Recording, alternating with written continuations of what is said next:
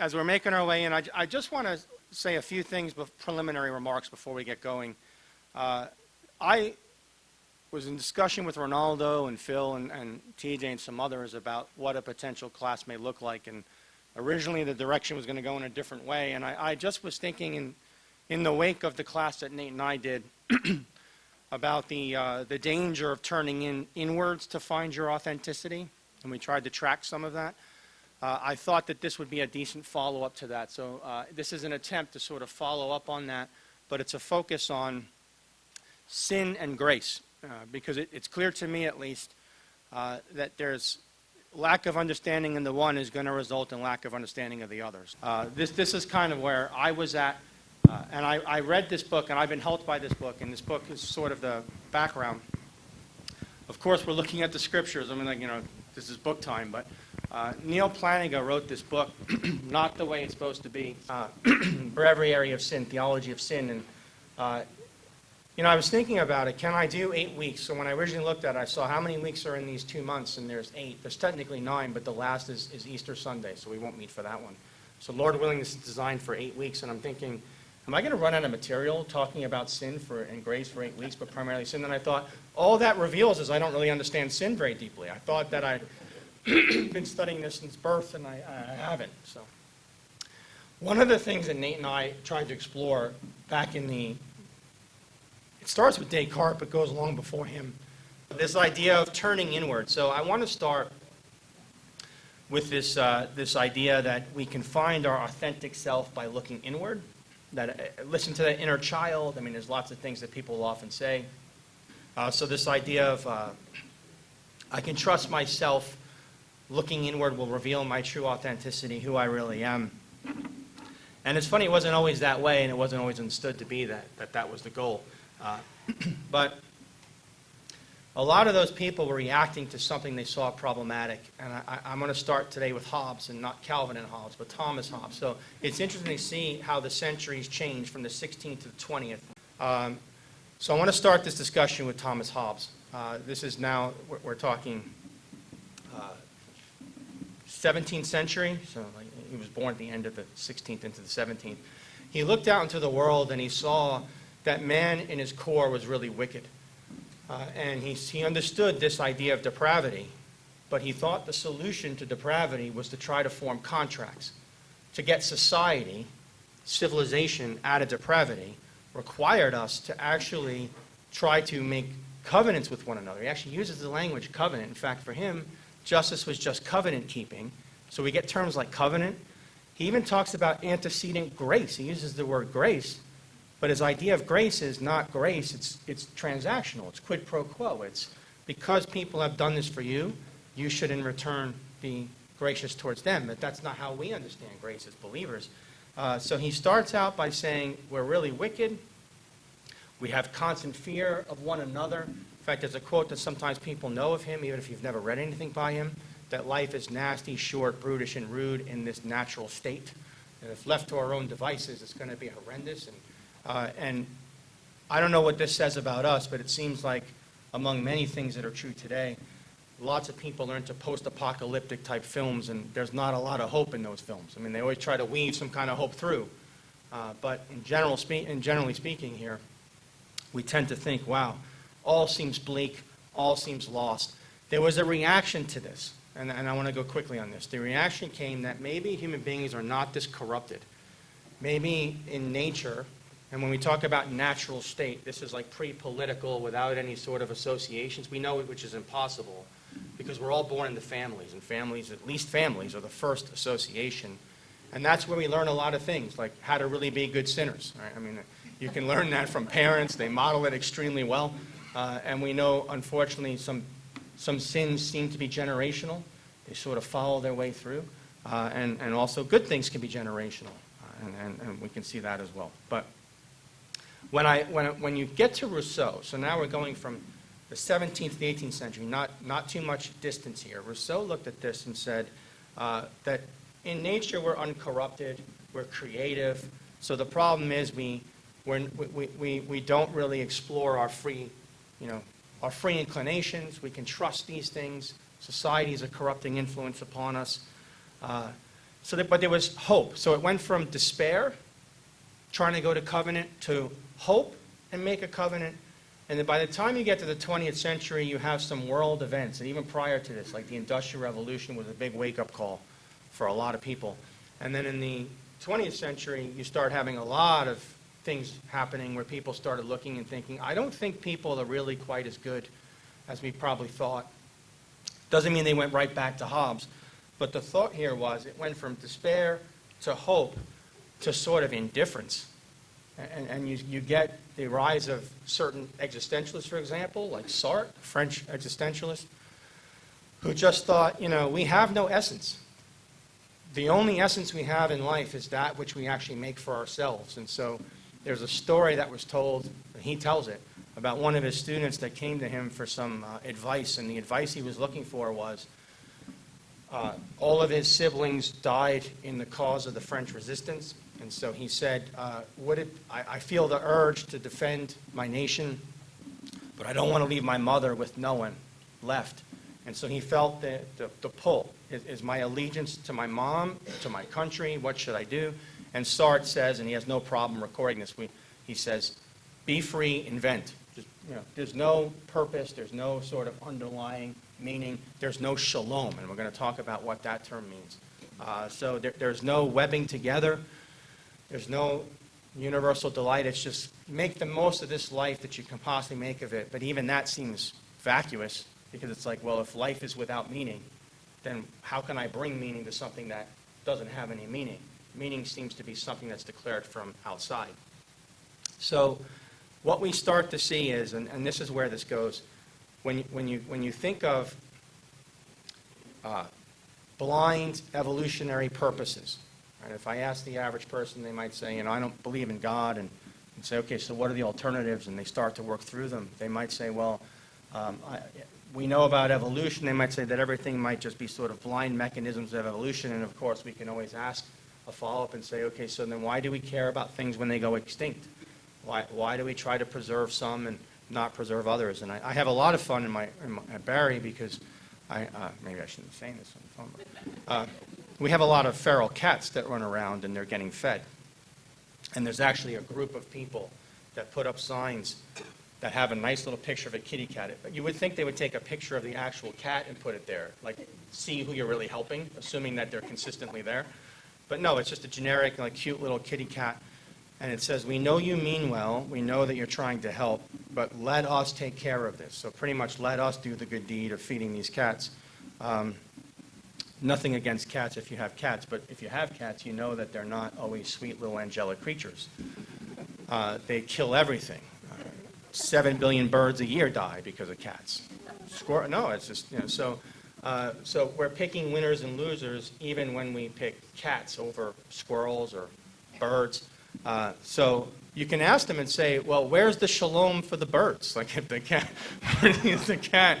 And it's like, I don't know. So is that what our life is like? Just blind forces at work, and some people are, TJ used the word losers before, some people winners and losers, and some people get ahead, and some people seemingly don't, and it's just, okay, well, these are the reality, make what you can of it. I think there's more to this, and I think as students of the Bible, we know that God's design of creation wasn't this way.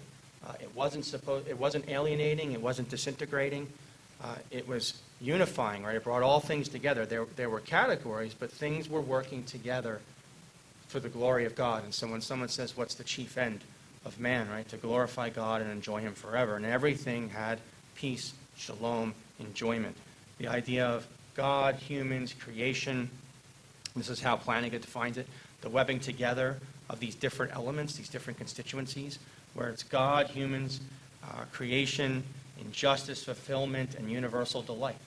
So it's actually, you don't mind rooting for someone else when they get ahead of you. And it's very difficult to do. We find everything in our core to sort of look towards ourselves and try to elevate ourselves. And it could be as silly as someone isn't on time and you want to point that out, but you don't want to say, hey, my colleague's not here. So you might go, I'm looking for Jim. And then the boss says, well, come to think of it, where is Jim? Right? So I just pointed the fact that he's not at his desk. So there's so many interesting and subtle ways that we do this. And all of it has the same common denominator. We're not really working for shalom. We're not working for peace. Things are really not supposed to be this way. And I realize that living in an urban environment, we can see this on a day-to-day basis. And so what I want to do is just start with a,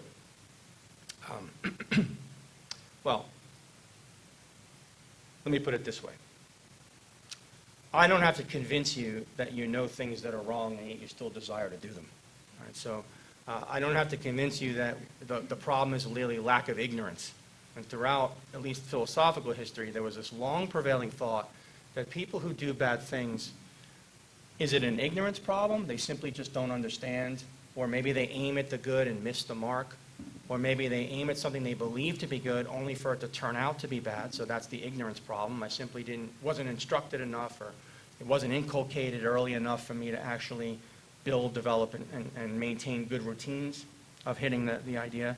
But I know, and you know, I would think, right, that we seem to be living against what's good for us. We know it, and we still do it.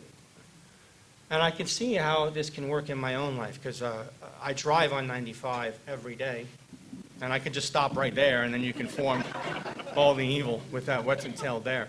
And when I'm driving on 95, I find myself almost always at an 8 in the, like, I'm almost angry scale. From 0 to 10, I would like to say it's out of 100, but it's really 0 to 10. So I found one way that helps me is to distract me, and it's listening to, I say books on tape, but it's not tape, but you get the expression. Like, still say tape things with DVR. So I listen to audiobooks, and I'm listening to one about the Plains Indians tribes, the Comanches in particular. And it's a story about the Americans expanding in the West and encroaching on territory, and how this was barbaric. It explains the origin of the Texas Rangers, all the different stuff that happened, the fact that certain technological advancements, like even the six-shooter, was a game changer in terms of combat and warfare in the Plains tribes. So I don't want to get too much into the Comanches, but I found myself, when I heard the raiding parties that they would do, and you know, there's a way in which we can look past and say everything was great, but on both sides, you know, they often say, right, both sides atrocities were committed. But this idea of just like, when I heard the raiding stories and I heard what they had done, I started getting angry. Like, how can anybody use those tactics? But then I thought to myself, well, it wasn't so great what the people expanding in the territory were doing either. And you know, and I know, that whenever we talk about things like warfare, no one ever fires the first shot.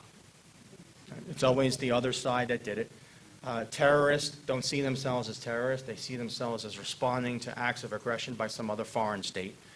This tendency to self-justify and violence begetting violence, and it seems like it's never-ending cycle. And it's a dynamic, right, that almost feeds itself. So someone can be victimized and then can turn out to, you know, to become the victimizer, right? So it's not immune. You're not immune from that. I'm not immune from that. And sometimes the most dangerous people can be victims, because they can turn around and then say, well, I was victimized, and so now I'm going to, I know this might not be comfortable to hear, but if you look deep down, you start realizing, wow, the sin is within. I mean, it's not always without. It's not always ignorance. It's not always, I just made a mistake, or mistakes were made kind of idea. So when I was trying to think of this propensity to sin, I started thinking, it's not an ignorance problem, so how do we sort of capture this? How do we develop it?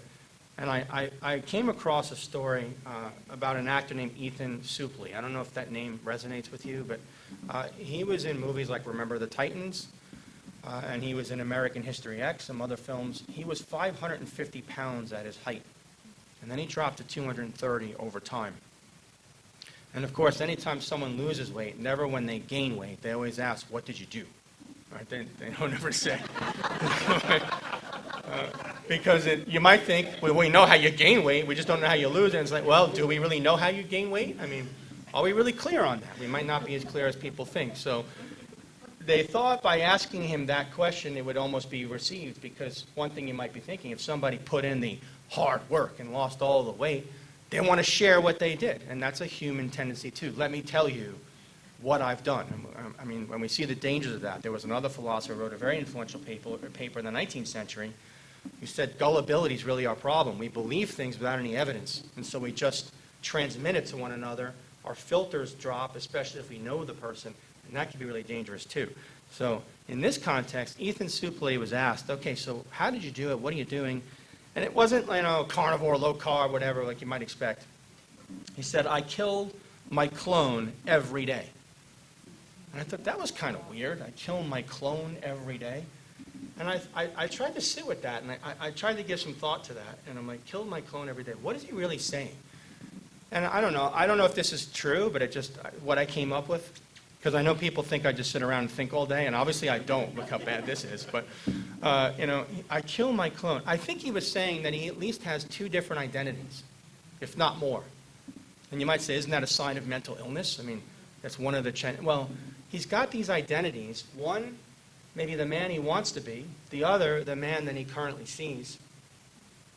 And he realizes he's almost incapable, and I say almost to be generous, but incapable, really, of putting to death the old man by his own power. Those tendencies aren't going to be put away just because you have enough willpower or just because you're not hopeful enough. So if someone's in the throes of despair and you say, hey, I got a song for you. Don't worry, be happy, just listen.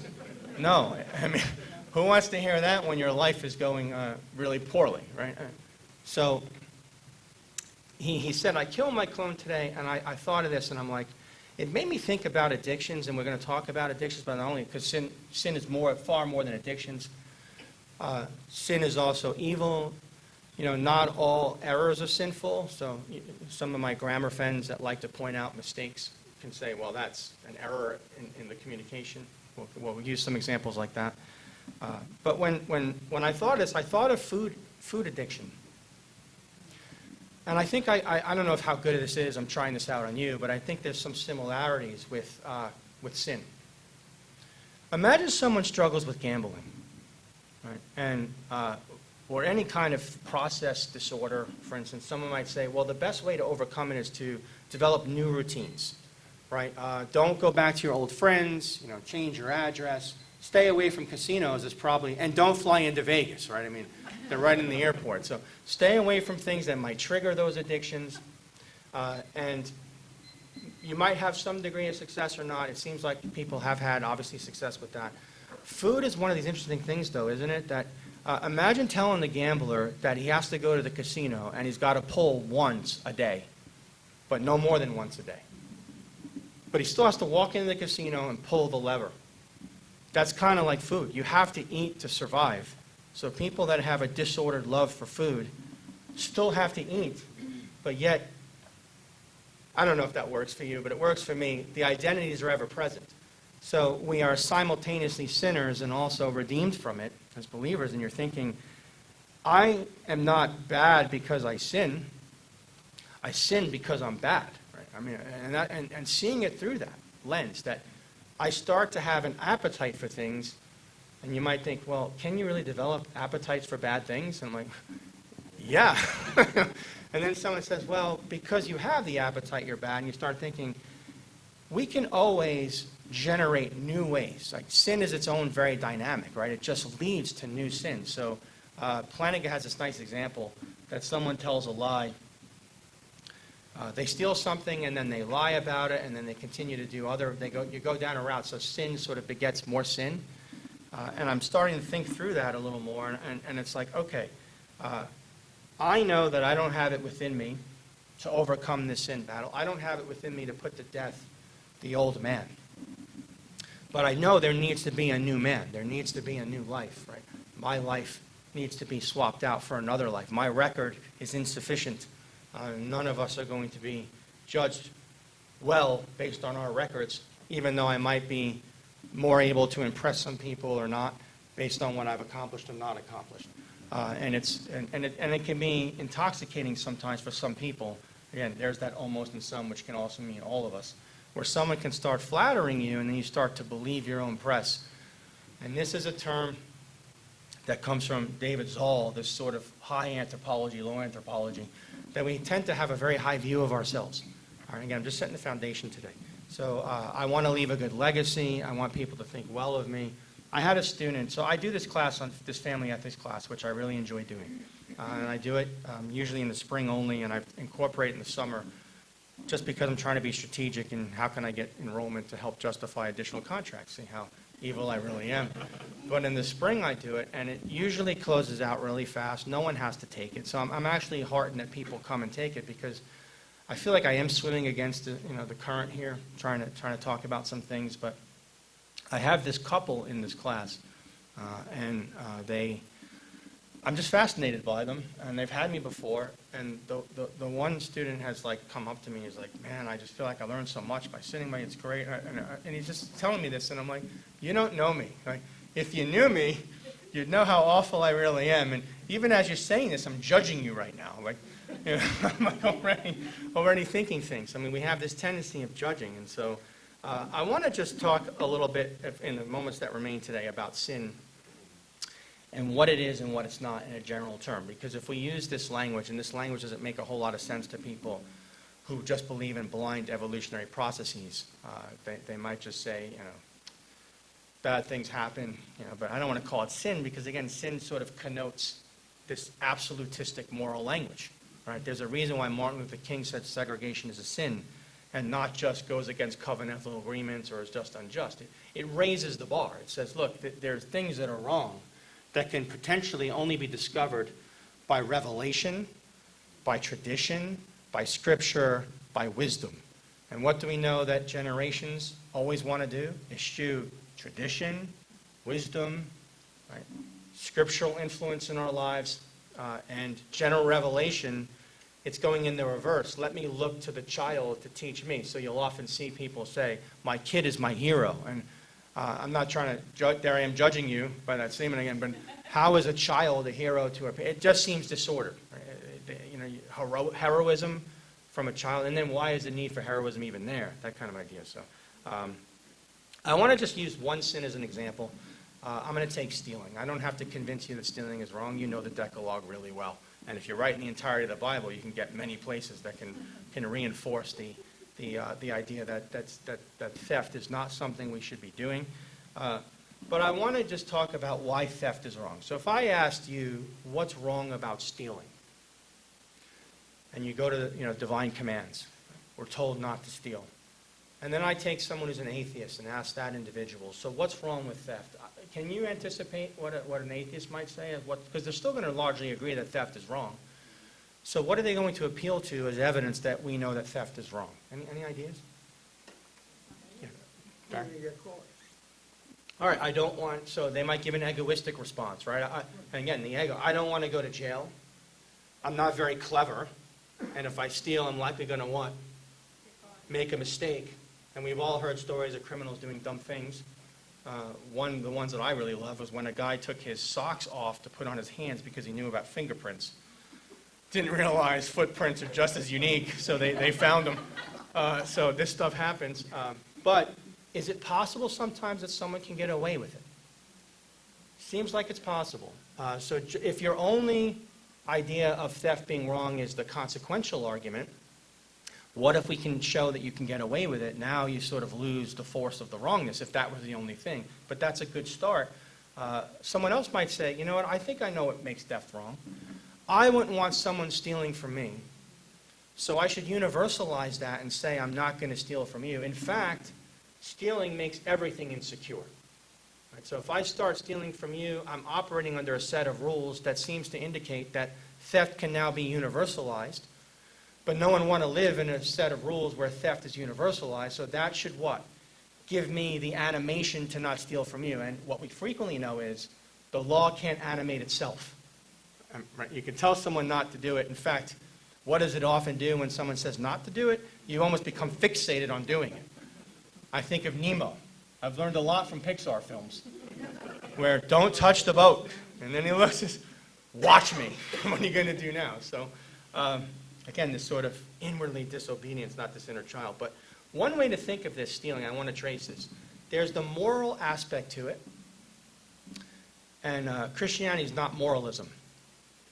There are moral codes within Christianity, but Christianity is not reducible to moral codes. And so you start seeing, from a moral point of view, we can get universalization. But when you look at sin, it's not just this moral aspect. There's also a religious theological aspect to it. where someone says, maybe there's more than just anti-universalization. Maybe one of the problems is it demonstrates faithlessness. And I want you to sit with that for a minute. So imagine we give the example that my students in my intro class would frequently give me. I don't think stealing is always wrong, because what if you're stealing out of need? And what's the classic example of that? I'm starving, I need bread, or maybe they heard about Ethan Suplee and they think bread's bad, so I need meat, but I need food, and you know what, and isn't this how it always goes? And there's people who have unjust distributions of food. There's that self-justification. So I need it, I want to take it, and I'm just going to point to the people that seemingly have an excess and aren't sharing. And there is some truth to that too. And so I'm going to take this food. So isn't this an exception? And we know that moral rules, what good is a rule without an exception? I have final exams set by the schedule from the registrar, but I've had students with pregnancies. And never once did I say, take the exam anyway. Like, get over it. No. You make what? Exceptions. So isn't this one of those classic exceptions to the rule? But I want you to see, even stealing out of need, in a theological context, can actually demonstrate, and I'm guilty of this in so many ways, lack of faith. You're not trusting in God to provide the needs for which you are convinced the only way to get them is through theft. And that's usually the default. And when we did this class some time ago, and I was thinking about it again, we often default by looking inward to find solutions to problems, rather than trusting as children do. And there's a reason why Jesus is always talking about children. And lots of people always talk about children, sometimes incorrectly. Oh, they're so innocent, we can learn so much from them. And then you spend time around children, you realize innocence is not necessarily the word that I would suggest. They're also marvelously responsive to praise, which can also be problematic. And I remember, I'm sure some of you remember Ozzy. We had a bunch of young families at our house years ago, and I'm just thinking of this now. And Ozzy's daughter was maybe 1.5, and she was starting to walk. And if you've ever seen young children walk, they're wobbling, they're falling down. And so everyone just started looking at her, like the whole world stopped, like the whole universe centered on her. And they were like cheering her on, come on. And I just saw her face light up. Now, I don't always reveal this because I don't want to be that guy, and I am that guy. But inwardly I'm thinking, look how she's responding to the affirmation. She's already learning from the earliest of moments. This is great. And how can I get more of this? Does that die at infancy? Like you mature out of that like you grow out of toddler clothes? It doesn't with me. So when that student came up to me in my mind, I'm thinking, you're not good. Not in a bad way, like self-debasement, I'm going to start, but don't believe it. Right? Start thinking and realizing you're trusting and receiving. Rest and receive. You're not earning, you're not self-made. And one thing I hope as believers is that we convince ourselves that we're not self-made people. We're dependent people. Sin is one of these marvelous reminders of dependency. That, and since I started earlier with addictions, one of the things that we know is you run out of good ideas, that's the point, and you cry out for help. I don't have any more good ideas. I can't solve this problem. And someone can sometimes give advice. You have money problems? I know the solution. Spend less than you earn. It's like 2 + 3 is 5. Oh, food? Don't eat, man. Work out more. Isn't that what people... And it's, okay, it's far more complicated than this. And anyone who knows, and I started in the description, veterans of the sin wars, I took that right from him. I love that saying, that quote. We know that we are powerless to overcome this. And it's a constant reminder, as painful as it is, and we don't always want it, of our dependency and our need to come as children, receiving with nothing to give and only to receive. But there is a tendency when people look at sin, and I'm going to try to trace this out, Lord willing, over the weeks to come, of either downplaying it, trying to say, look, because I'm powerless against it, I'm just going to stop talking about it. I'm just going to acknowledge it. I'm going to say, I'll try to get rid of the really big ones in my life. And we know all sin is equally wrong, but it's not always equally bad. It's equally wrong. There's no hierarchy of sins in terms of that, but the effects of them can really be devastating, right? So the example he gives, I always come up with counter ones, but it's like, so someone can say, if you fail to expose, so I was talking before the service about French horn playing. Yeah, French horn, right? So imagine you don't expose your children to the arts. And you look and say, how could a parent not expose their children to art or philosophy? I tried, I know, I tried. But Jackson's a true believer. So someone says, I failed to expose my kid to a liberal arts education is not quite the same as not feeding them. All right, so we can understand neglect can be on a different level. If you're going to covet my things, that's bad, but that's better than taking my things. Right? I mean, one does more harm. But one of the things, at least ostensibly, one of the things that sin can do is it does destroy relationships. And I want to sort of end today with this, and then we'll take this up next time, Lord willing. We're going to start where sin starts, in the garden, next week. And you see the story of pure, unadulterated relationship. I can't imagine what that's like, to have God walk among us and not feel naked and ashamed. Right? We have no concept for that, because all of our history is east of Eden. All of our history is the after effects of this fall, fathering in two different Adams, one or the other. But the reality is we don't know what it's like to have that.